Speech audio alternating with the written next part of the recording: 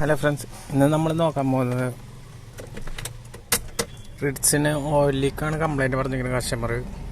അപ്പോൾ ഇതിൻ്റെ ഓയിലിൻ്റെ വാണിംഗ് ലൈറ്റ് കത്തി കെടുക്കുകയാണ് കംപ്ലൈൻറ്റ്.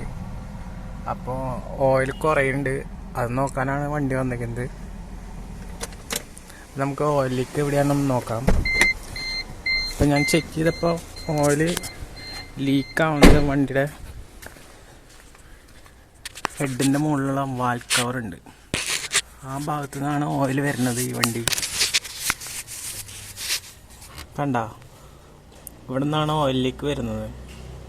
ഇതിൻ്റെ പാക്കിങ് മാറിയാൽ ഇതിൻ്റെ ലീക്ക് മാറും. അപ്പം നമ്മൾ അത് അഴിക്കാൻ പോവുകയാണ്. ഇങ്ങനെ ലീക്ക് വരാനുള്ള മെയിൻ കാരണം അതിൻ്റെ പാക്കിങ് റബ്ബറാണ് മെറ്റീരിയൽ വരുന്നത്.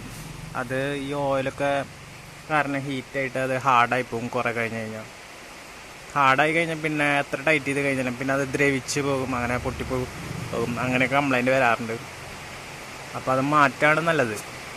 നമ്മൾ ഈ വണ്ടിയുടെ ഓയിൽ സ്വിച്ച് കത്തി നിൽക്കുന്ന കാരണം അതിൻ്റെ സ്ട്രെയിനറും അഴിച്ചു നോക്കി. അപ്പോൾ മറിച്ച് ബ്ലോക്കായി കിടക്കുകയാണ്. ഓയിൽ കറക്റ്റ് സമയത്ത് മാറാത്ത കാരണമാണ് ഇങ്ങനെ കാർബൺ അടിഞ്ഞുകൊണ്ടിരിക്കുന്നത്. എൻജിൻ ഓയിൽ കറക്റ്റ് സമയത്ത് മാറാത്ത കാരണമാണ് ഇങ്ങനെ കാർബൺ അടിഞ്ഞു കൂടുന്നത്. അപ്പോൾ എല്ലാവരും വണ്ടിക്ക് എൻജിൻ ഓയിലൊക്കെ കറക്റ്റ് സമയത്ത് മാറാം. 5000 കിലോമീറ്ററിൽ ഓയിൽ സർവീസ് ചെയ്യുന്നതാണ് നല്ലത്.